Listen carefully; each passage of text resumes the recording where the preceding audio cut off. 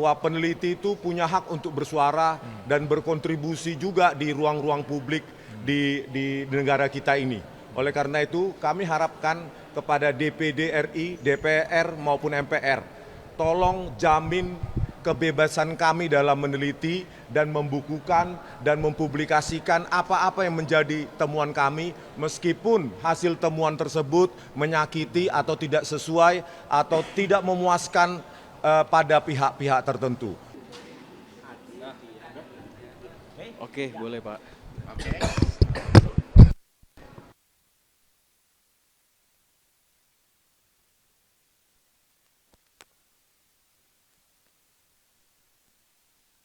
Beraudiensi dengan dan berjumpa dengan Wakil Ketua DPD RI Bapak Tamsil Lindrung, ya kami mengutarakan bahwa aktivitas penelitian kami itu bukan subjektif tetapi objektif berlandaskan data yang kami temukan di lapangan maupun hasil kajian-kajian kami menggunakan metode-metode yang sebenarnya sampai detik ini telah kami publikasikan dalam buku Jokowi's White Paper. Oleh karena itu kami berharap bahwa tidak ada lagi upaya-upaya kriminalisasi terhadap para peneliti. Sehingga ini menjadi presiden yang sangat baik bahwa peneliti itu punya hak untuk bersuara dan berkontribusi juga di ruang-ruang publik di negara kita ini. Oleh karena itu kami harapkan kepada DPD RI, DPR maupun MPR, tolong jamin kebebasan kami dalam meneliti dan membukukan dan mempublikasikan apa-apa yang menjadi temuan kami, meskipun hasil temuan tersebut menyakiti atau tidak sesuai atau tidak memuaskan pada pihak-pihak tertentu. Oleh karena itu, terakhir kepada Pak Presiden Subianto, ya Prabowo Subianto, tolong dibaca buku kami Pak yang telah kami berikan ke Hambalang maupun ke Sekretariat Negara. Itulah sebenarnya hasil dari penelitian kami, sumbangsi kami, pemikiran kami sebagai upaya kami untuk membuat Indonesia sebenarnya menjadi cerdas dan lebih maju. Terima kasih. Gitu aja Mas. Ya, lanjut ya. Oke.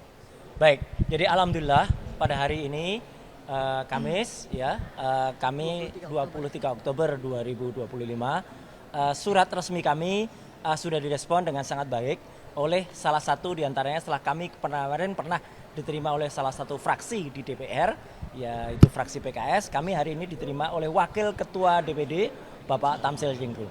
Dan juga kami juga telah bersurat kepada Komisi 10 dan Komisi 3 dan kami juga menunggu perkembangannya. Karena apa? Yang kami laporkan adalah dua hal yang sangat penting. Yang pertama adalah yang telah kami bukukan secara ilmiah, ya jadi RRT ini Roy Respontiva telah membukukan dalam Jokowi's White Paper. Itu sudah jelas, itu sudah final bahwa ijazah Jokowi 99,9% palsu, ya. Dan yang hari ini kami sampaikan adalah tentang perkembangan di mana Gibran, yaitu wakil presiden kita, itu ternyata tidak memiliki ijazah SMA, SMK ataupun yang sederajat lainnya. Jadi ini jelas-jelas melanggar aturan yang ada. Bahkan kami juga mengadukan kepada DPD ya untuk kemudian nanti dibahas dalam komite yang menangani masalah pendidikan. Kalau nanti di DPR kan di Komisi 10, kalau di DPD arahan Pak Tamsil Lindrung tadi kami diarahkan kepada komite yang nanti masalah pendidikan dan juga masalah-masalah yang krusial hubungannya dengan hukum. Jadi artinya negara ini jangan boleh lagi dikenai oleh hal-hal yang sifatnya adalah meracuni atau toksit. Salah satu zat yang meracuni adalah apa?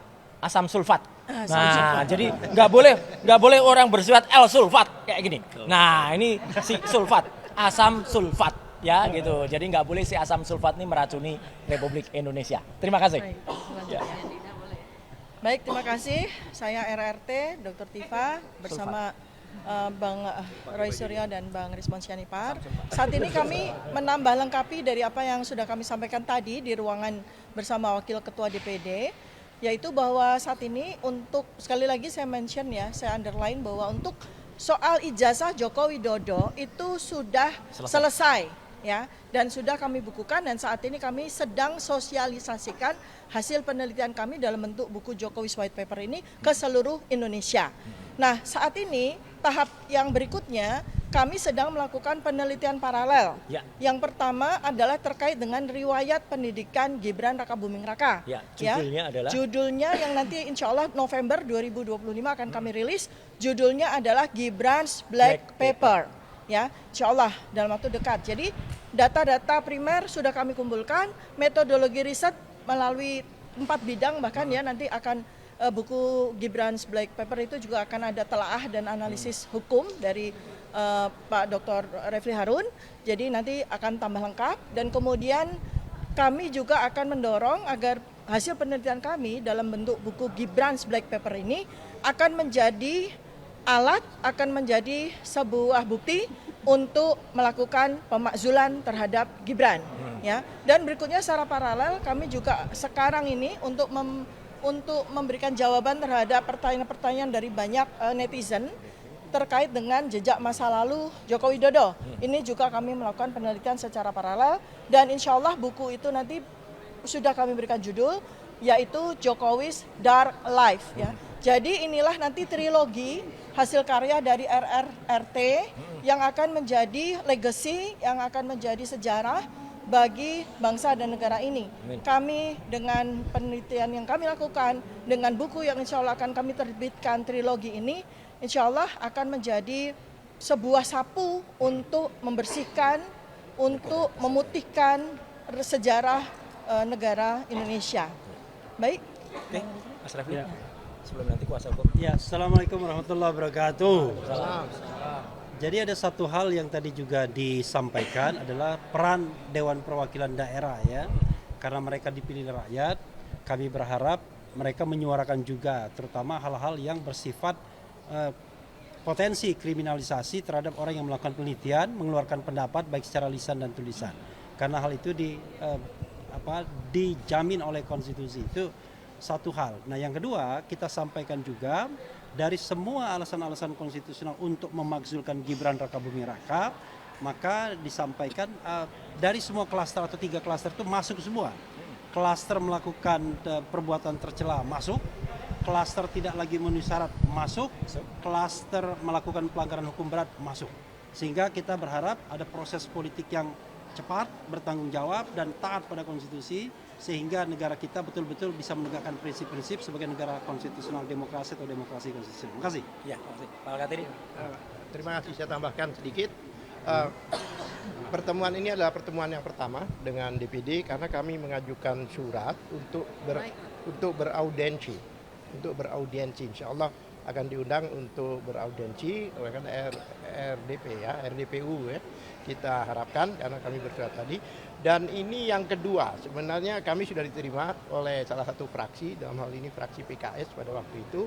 Kemudian sekarang ini adalah DPD, wakil ketua sendiri yang menerima kami. Dan Komisi 3 juga sudah? Ya, Komisi 3 kami sudah ajukan berapa bulan yang lalu, 2 bulan atau mungkin 3 bulan yang lalu, sampai sekarang kami masih menunggu respon dari Komisi 3. Mudah-mudahan dengan pertemuan dengan DPD ini akan memotivasi kawan-kawan di Komisi 3 untuk mengundang kami untuk melakukan RDPU. Karena ini penting sekali untuk ditemukan.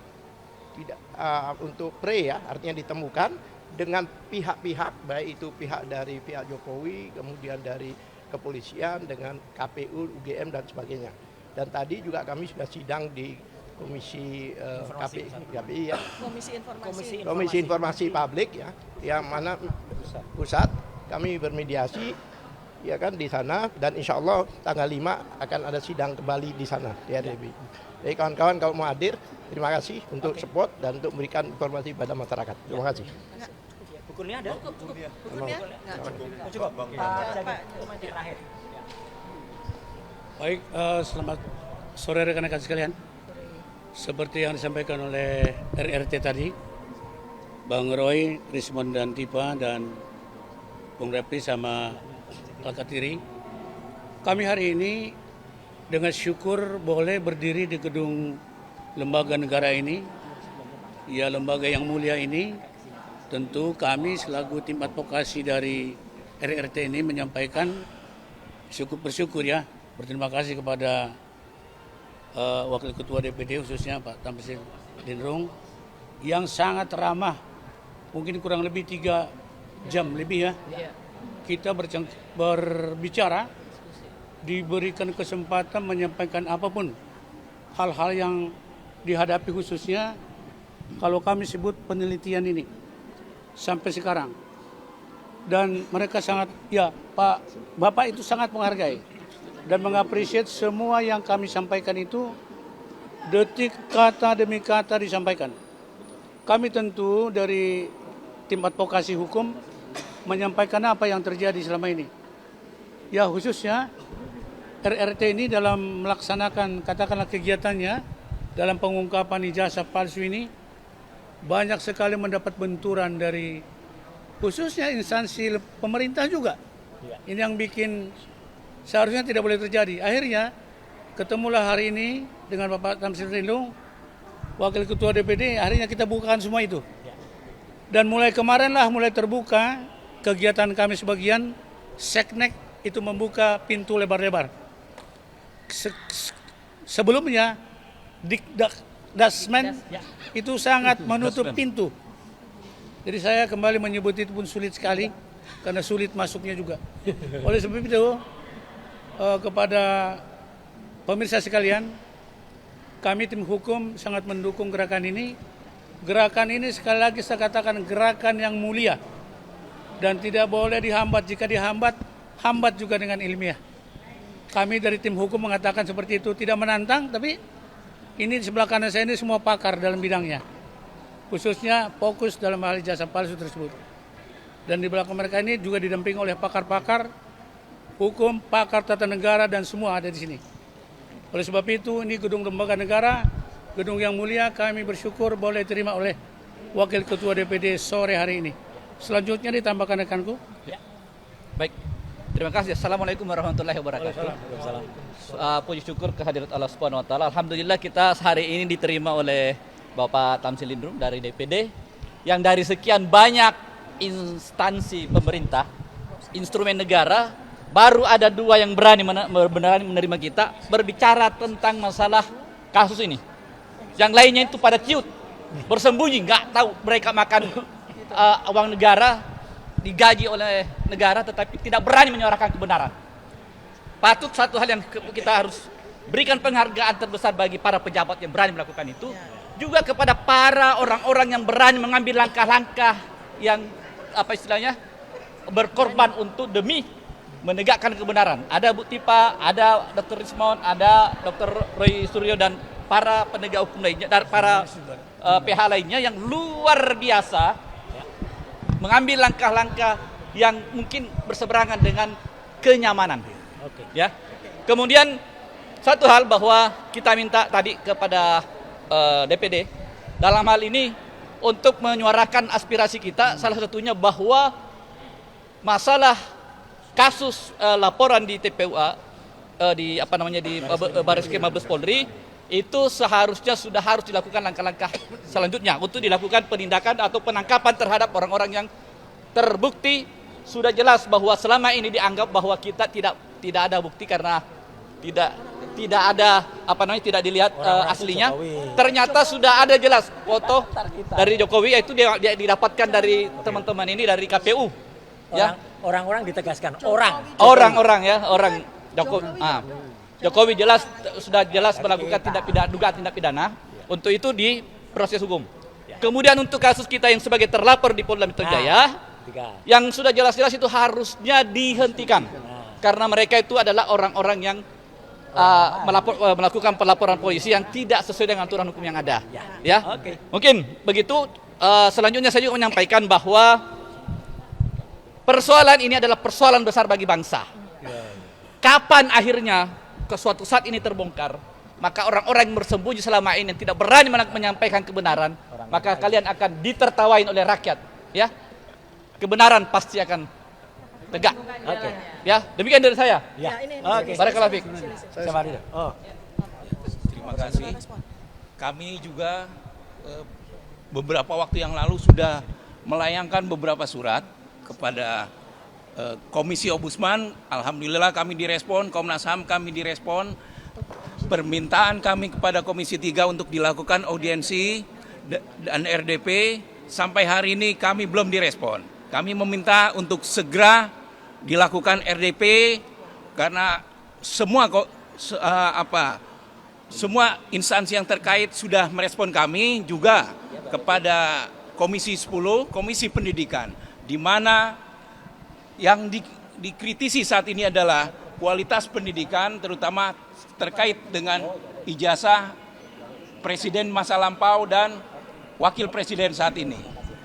Sekali lagi kami meminta untuk Komisi 3, Komisi Penegak Hukum, untuk segera merespon permintaan kami untuk segera audiensi dan RDP.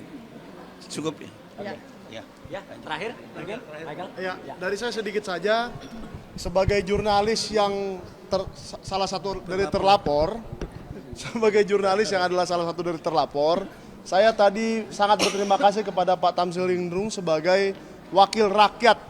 Kita harus ingat bahwa DPR RI dan DPD RI itu adalah wakil rakyat.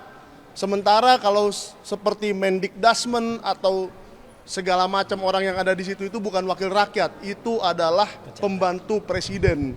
Mereka hanya membantu presiden, dan kalau kelakuannya tidak beres bisa diganti kapan saja oleh Pak Presiden Prabowo. Nah, yang kita lihat di sini sangat baik bahwa kita diterima dengan baik, diajak berdialog dengan baik, tidak seperti di Kemendikdasmen yang langsung memasang pagar betis 50 orang. Di mana kita tidak boleh masuk, apalagi seorang jurnalis tidak boleh masuk dan tidak boleh tahu apa yang mereka bicarakan di dalam. Itu adalah sebuah pelanggaran yang menginjak-injak Undang-Undang Pers nomor 40 tahun 99. Maka saya menghimbau kepada kawan-kawan kita di kementerian-kementerian, janganlah melakukan hal-hal seperti itu. Dan yang kedua, saya juga menghimbau kepada bapak-bapak di Dewan Perwakilan Rakyat, di Komisi 3 dan Komisi 10 juga, bagian pendidikan, untuk buat apa kita takut atau bukan takut ya, untuk apa kita ragu. Ayo buka pintu, ayo buka dialog, supaya kita tahu apa yang sebenarnya, supaya rakyat tahu apa yang sebenarnya, karena kami sudah banyak mengumpulkan data, dan rakyat berhak tahu melalui telinga Anda. Oke. Sekian. Ya, oke. Terima kasih ya teman-teman. Selamat sore. Assalamualaikum. Udah. Nanti kalau banyak error nanti. Ada pertanyaan nggak? Ya, cukup. Ada. Terima kasih. 3 menit aja. Asam sulfat. Nanti kalau misalnya itu ntar saya hubungin lagi. Tanggal 5 kita ada ini lagi di komisi informasi pusat. Sidang lawan kita itu. Terima kasih. Arsip nasional.